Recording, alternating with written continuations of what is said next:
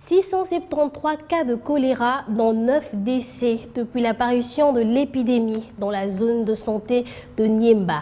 Le médecin-chef de zone attribue cette hausse de cas au manque d'eau potable et à l'insuffisance des sites de chloration. Dr Nadej Ramazani appelle la communauté à privilégier les mesures d'hygiène pour se protéger. On écoute ce reportage de Pascal Kassongo. Dans un entretien exclusif accordé à votre chaîne, Dr Nadej Ramazani révèle que la courbe reste toujours ascendante depuis la 33e semaine épidémiologique.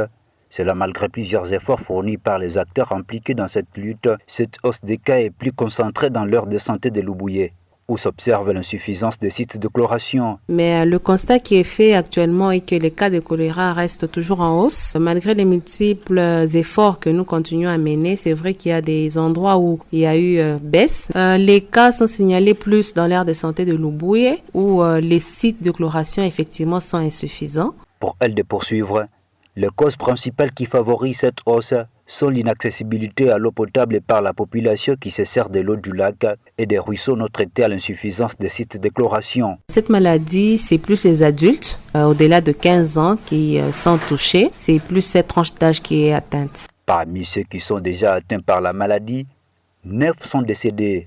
Dr Ramazani pousse les raisons. La majorité, ceux qui sont décédés, ils sont arrivés tardivement, mais la majorité des cas de décès étaient dans la communauté. D'où ceux qui sont décédés ici au CTMD sont arrivés aussi en retard. Il y en a qui vont d'abord dans les chambres de prière et tout, au lieu d'amener le malade directement au CTMD. Il appelle la population à amener au centre de traitement des maladies diarrhéiques toute personne qui présente ces signes. Toute forme de diarrhée, une diarrhée, vous constatez qu'il y a la coloration eau de riz avec une fréquence exagérée. Rapidement, vous pouvez amener cette personne au CTMD et même des vomissements. Amener le malade au centre de traitement diarrhéique. Là, on pourra toujours vous orienter qu'il s'agisse du choléra ou d'un autre type de diarrhée. Le médecin-chef de zone de santé de Niemba appelle la population à intensifier la sensibilisation sur le respect des mesures d'hygiène pour lutter contre le choléra dans cette zone. Kalemi, Pascal Kassongo Biwan.